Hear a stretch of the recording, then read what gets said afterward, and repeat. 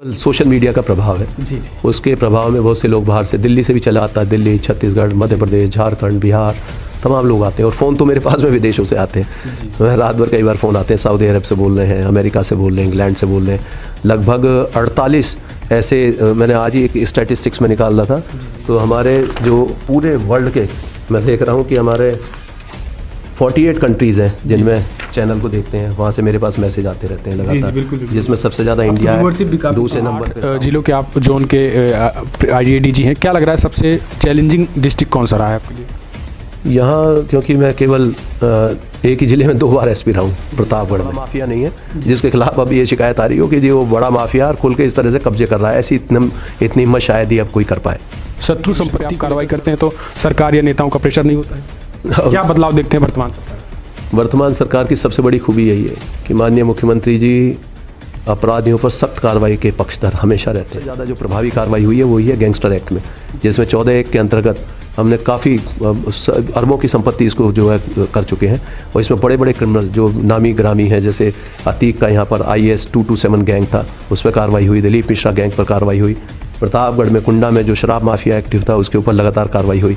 तो अन्य जनपदों में भी, हर जनपद में कहीं ना कहीं कर देते हैं। सर अभी आपका एक वीडियो पर बिल्कुल जिन लोगों का लगता है कि हाँ इन्होंने बिल्कुल लापरवाही की है, घोर लापरवाही की है, गलत तरीके से उसमें केवल लीपापोती करने की कोशिश की है, तो ऐसे मामले में सख्त दंड का जो प्रावधान है उसको अपनाते हैं, जिसमें सस्पेंशन, उनको और दंडित किया जाना, विभागीय दंड देना, ये शामिल है। फोकस रहता है ट्विटर पर। तो ट्विटर पे आप देखिए कि कोई छोटी सी भी कंप्लेंट आती है तो उसमें सब लोग एक्टिव हो जाते हैं, उसका जवाब भी जाता है। आप ही कई बार ट्वीट करते हैं तो उसका जवाब जाएगा। तो ट्विटर पे सब एक्टिव है, हम लोग भी अपने पर्सनल हैंडल से भी और सरकारी हैंडल से भी। उसके फॉलोअर्स की संख्या बहुत बड़ी। नमस्कार, लाइव प्रतापगढ़ में आपका स्वागत है। मैं दुर्गेश। दोस्तों आपको बता दें, इस समय हम ADG जोन प्रयागराज प्रेम प्रकाश साहब के साथ हैं। जिस तरीके से इस बार नई परिपाटी शुरू कर दी गई है सोशल मीडिया के माध्यम से लोगों की समस्याओं का समाधान करना, और सोशल मीडिया पे खास करके वीडियोस को प्रसारित करके एक मैसेज जिस तरीके से दिया जा रहा है, पूरे प्रयागराज जोन में भी चर्चा है साहब की। न केवल प्रयागराज बल्कि बाहर से भी लोग सोशल मीडिया पे देख करके बाहर के भी क्षेत्रों से भी, जो कि जोन नहीं लगता है साहब का, वो भी पहुंच जाते हैं।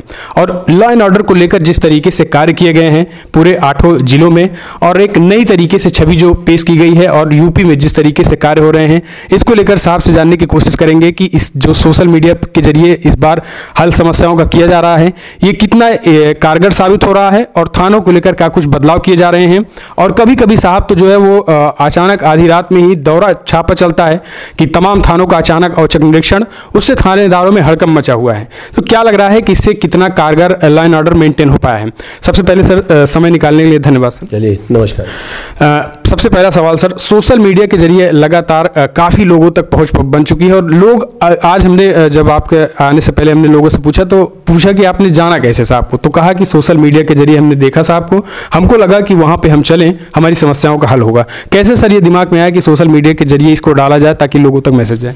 हम लोग पहले से ही फेसबुक, ट्विटर और यूट्यूब पर उपलब्ध थे, लेकिन इतनी विगरसली उसको परसू नहीं करते थे कि हम पूरा प्रोफेशनल तरीके से उसमें डालने की कोशिश करें। तो हमने काफ़ी जो अपने मीडिया साथी हैं उनसे इसके बारे में सुझाव मांगे, तो उन्होंने बताया कि ये काफ़ी, क्योंकि सोशल मीडिया प्लेटफॉर्म पर सभी युवा हैं आजकल, और सबसे ज़्यादा जो देखते हैं समस्याओं को, अगर युवा वर्ग तक आप अपनी बात पहुंचा देंगे तो वो आगे बात जाएगी, पब्लिक में जाएगी। तो अभी मैं अपना एनालिसिस भी देखता हूं, तो उसमें देखता हूं कि जो सबसे ज़्यादा हमें देखने वाले हैं वो 18 वर्ष से लेकर 35 वर्ष की आयु के बीच के लोग हैं, जो 80% लोग हैं। तो इनका हमने सदुपयोग किया। जब भी मैं स्कूलों में मैंने अपने सेशंस लिए, जो ट्रैफिक सेफ्टी, रोड सेफ्टी के बारे में, या पुलिस, डिजिटल पुलिस के बारे में अवेयरनेस कैंपेन चलाई, तो उसमें लोगों से मैं अक्सर एक क्विक सर्वे करता था, पूछता था कि आप किस किस प्लेटफॉर्म पर हैं। तो लोगों ने बताया कि वो यूट्यूब पर हैं, सबसे ज़्यादा इंस्टाग्राम पे मिले। तो हम लोगों ने अपनी प्रेजेंस बढ़ाई, और इंस्टाग्राम, यूट्यूब, अपना ट्विटर हैंडल, इन सब पे ना केवल अपने प्राइवेट हैंडल्स बल्कि सरकारी हैंडल्स को भी सबको एक्टिवेट किया। और जब हमने इसमें यूज़फुल अपने इंस्पेक्शन के प्रोग्राम, लोगों से मिलना जुलना ये दिया, तो देखा कि इसकी व्यूअरशिप लगातार बढ़ती गई, जो सब्सक्राइबर्स हैं, फॉलोअर्स हैं, एकदम से बढ़ते गए, और उसमें रिस्पॉन्स आने लगा। फिर साथ साथ लोगों की समस्याएं भी आने लगी। बहुत से लोग जो यहाँ नहीं पहुँचते, उनको पता नहीं है कि सिस्टम क्या है, अगर थाने में उनकी सुनवाई नहीं हो रही तब कहाँ होगी।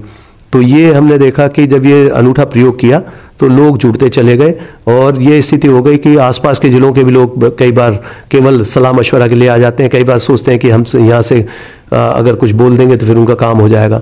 और जोन के बाहर के लोग भी आ जाते हैं बीच में, बहुत से जोन के बाहर के भी आ जाते हैं, यहाँ स्टेट से बाहर के, दिल्ली तक के लोग यहाँ पर आते हैं, बिहार से यहाँ पर लोग आते हैं, झारखंड, छत्तीसगढ़, मध्य प्रदेश से बहुत लोग आ जाते हैं मेरे पास यहाँ पर। तो ये कारगर साबित हो रहा है सर। अब बात करें, एक हड़कंप मचा रहता है कि कभी भी कहीं भी किसी भी थाने में एडीजी साहब का फोन आ जाए, किसी एसपी के पास एडीजी साहब, यहाँ से लोग उठ के जो थाने पे सुनवाई नहीं होती तो आपके पास आ जाते हैं। आपके फोन का जो है डर जो है थाना अध्यक्षों में बैठ चुका है पूरी तरीके से। मैं यहाँ जैसी स्थिति होती है, लगता है कि कई बार एसपी से बात करनी है तो फिर एसपी से बात करते हैं, लगता है कि ये अभी इसमें देर हो जाएगी, कोई इमरजेंसी नेचर का काम है तो थाना अध्यक्ष या सीओ उसको भी डायरेक्ट कॉल करके बात करते हैं। कई बार कुछ लोग आरोप लगाते हैं स्टाफ के ऊपर, तो मैं सीधे यहाँ पर तलब कर लेता हूँ, फिर दोनों पक्षों को सुनने के बाद पता चल जाता है कि वास्तविक स्थिति क्या है, गलत हुआ है या सही हुआ है। और डिटेल इंक्वायरी की अगर आवश्यकता होती है तो कई बार मैं एसपी, एडिशनल एसपी या सीओ को मौके पर भेजता हूँ, तो उससे क्या मौके पे सस्पेंड भी कर देते हैं सर। अभी आपका एक मौके पर बिल्कुल जिन लोगों का लगता है कि हाँ इन्होंने बिल्कुल लापरवाही की है, घोर लापरवाही की है, गलत तरीके से उसमें केवल लीपापोती करने की कोशिश की है, तो ऐसे मामले में सख्त दंड का जो प्रावधान है उसको अपनाते हैं, जिसमें सस्पेंशन, उनको और दंडित किया जाना, विभागीय दंड देना, ये शामिल है। एक चर्चा ये रहती है सर, प्रतापगढ़ की बात करें तो आप औचक निरीक्षण करते रहते हैं, थानों में हड़कंप रहता है कि कब रात में साहब देलूपुर आ जाएं, कब लालगंज आ जाएं, तो ये जो है ना सोएंगे ना सोने देंगे, ये भी आप चल रहा है मोदी जी की तरह आपका? अभी हमारा रहता है कि एक दिन में कम से कम इंस्पेक्शन हो जाए, एक रात में हो जाए, प्रत्येक थाने का, चौकी का हो जाए, वो क्षेत्राधिकारी से लेकर उच्च अधिकारी तक।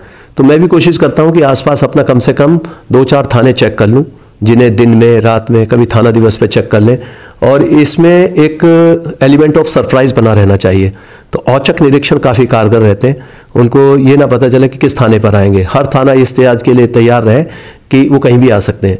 तो ये परसेप्शन कई जगह लोगों में बना है, तो उससे कुछ लाभ भी होता है। उससे जो कंप्लेनेंट्स होते हैं, हर कंप्लेनेंट को इस तरह से देखते हैं कि कहीं वो एडीजी के साथ तो नहीं आया, कहीं एडीजी तो खुद में ही आ गए। तो इस तरह सिविल लाइन में एक बार हमने किया था, शिवकुटी में किया, उधर थानों में अभी मैंने लालगंज में किया था, लीलापुर में किया।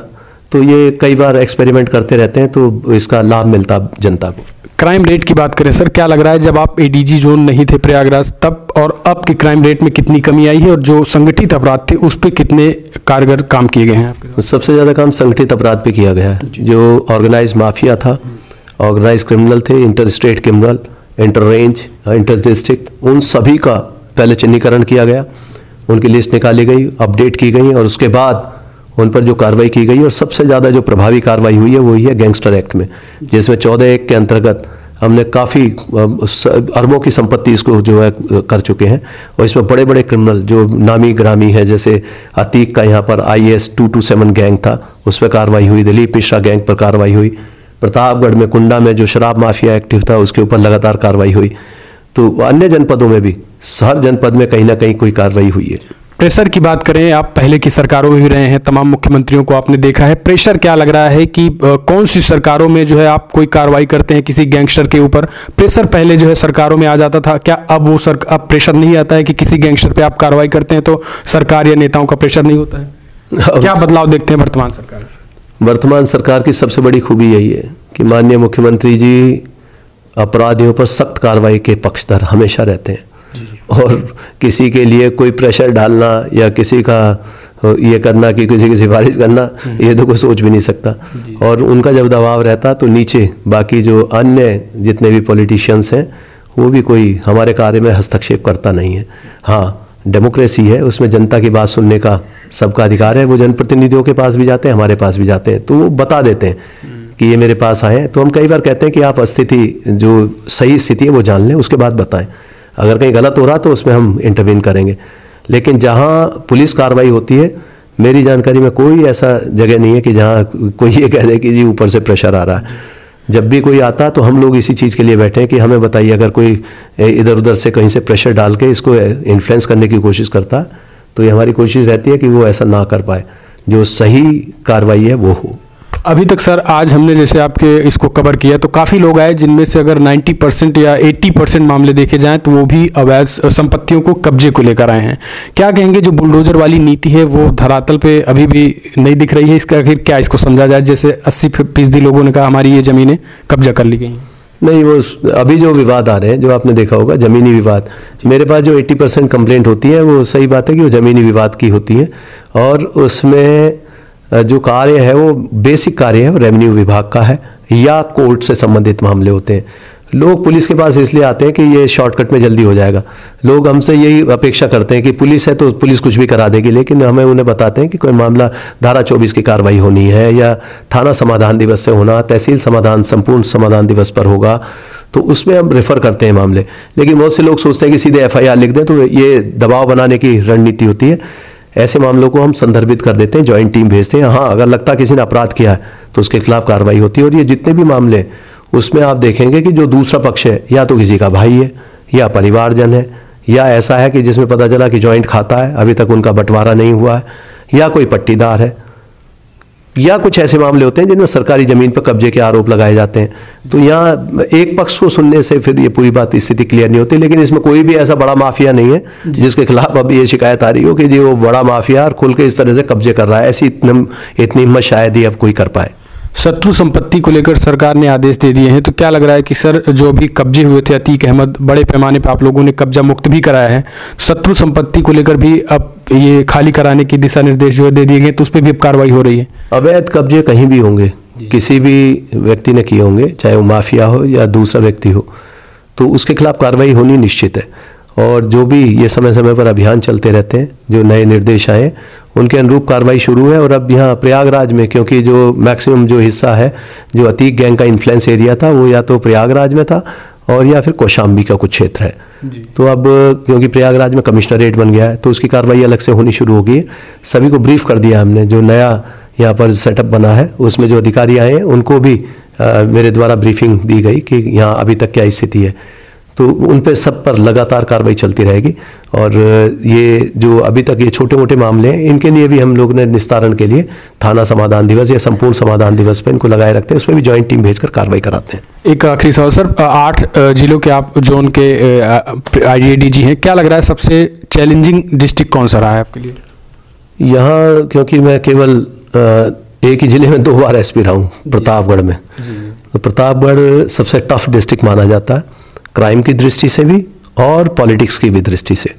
वहाँ कई इलेक्शन कराए मैंने, तो वहाँ का मेरा जो अनुभव मिला उससे, और आप भी देखते होंगे जो जनरली हम देखते हैं कि सबसे ज़्यादा जो शिकायतें आती थी चुनाव के दौरान वो प्रतापगढ़ से ही आती थी। सबसे ज़्यादा जो 112 पर फ़ोन आए वहीं से आए, लेकिन उनको अटेंड भी किया गया, उसी मात्रा में हमने फोर्स भी लगाया था।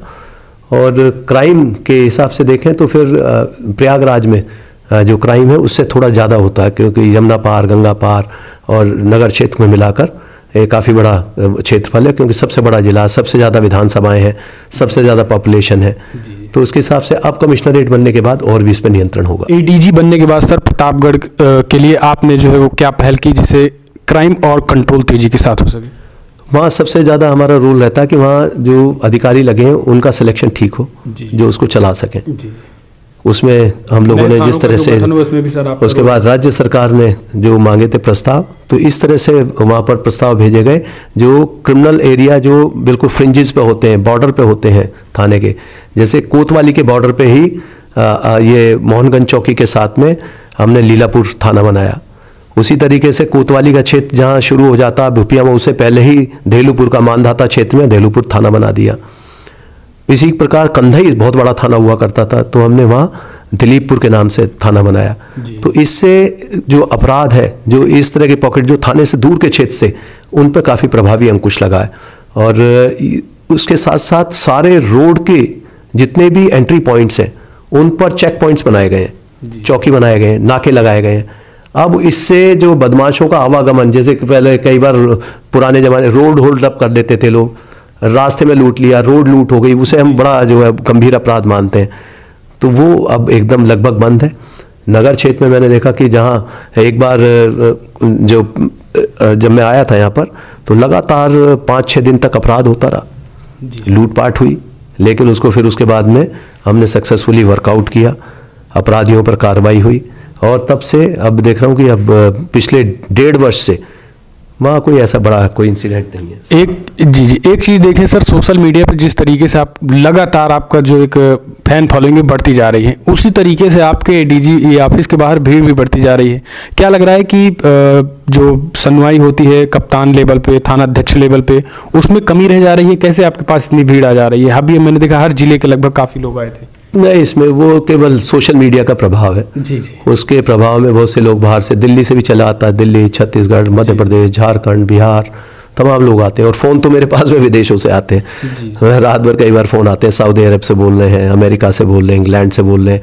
लगभग 48 ऐसे, मैंने आज ही एक स्टैटिस्टिक्स में निकाल रहा था, तो हमारे जो पूरे वर्ल्ड के, मैं देख रहा हूँ कि हमारे 48 कंट्रीज़ हैं जिनमें चैनल को देखते हैं, वहाँ से मेरे पास मैसेज आते रहते हैं लगातार। बिल्कुल। जिसमें सबसे ज़्यादा इंडिया है, दूसरे नंबर पे Saudi Arabia, United Arab Emirate, Nepal, United States, Kuwait, Pakistan, Qatar, United Kingdom, Canada, Oman, Bangladesh, तमाम देश हैं, ऑस्ट्रेलिया, पूरे वर्ल्ड के जो चारों तरफ से मेरे पास आते हैं। इसी तरह से इंडिया के मैं देखता हूँ सबसे ज़्यादा व्यूअरशिप मेरे पास लखनऊ से आती है, उसके बाद आगरा, पटना, दिल्ली, जयपुर, अहमदाबाद, कुल मिलाकर जो शहर उनके बाहर के भी लोग। तो मेरे पास ये बहुत सारी क्वेरीज और इतने पॉजिटिव कमेंट्स आते हैं। अच्छा, उन लोगों के लिए क्या कहेंगे सर जो अभी तक, जैसे आपने वीडियो बनाया, आपको ये चीज़ देखने को मिल रहा है, अभी ये नई पहल आपने शुरू की है, और एक अगर देखा जाए आम लोगों के बीच और पुलिस की जो गैप है वो धीरे धीरे आप इसे कम कर रहे हैं, तो और बाकी आईपीएस और बाकी लोगों को क्या कहेंगे, किस तरीके के पहल करनी चाहिए ताकि गैप जो है कम हो सके? बिल्कुल है, वो प्लेटफॉर्म मैंने थोड़ा सा डिफरेंट लिया।